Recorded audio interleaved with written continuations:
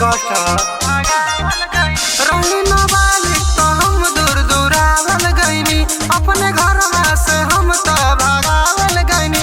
खाली रोइल कौनो जुदाई नहीं है,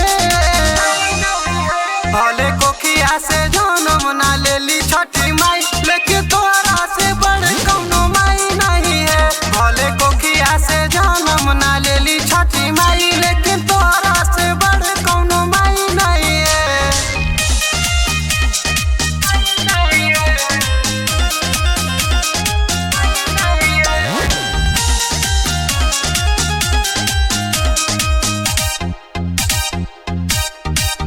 तोहरे ममता बिना हम बानी बेदिन दिन काटिले माई हो गिन गिन,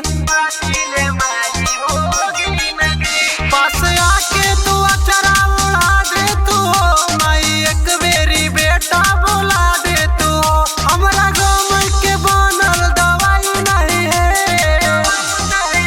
भले कोखिया से जन्म ना लेली छठी माई, लेकिन तोरा से बड़ कौनो माई नहीं है। भले कोखिया से जन्म ना लेली छठी माई, लेकिन तोरा से बड़ कौनो माई नहीं है।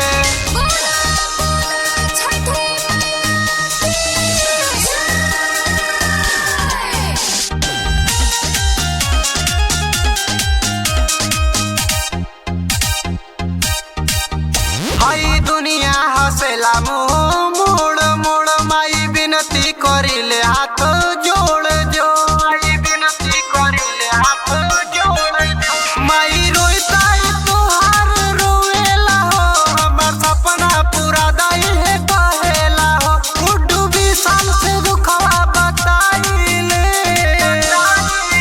भले कोखिया से जन्म ना लेली छठी माई,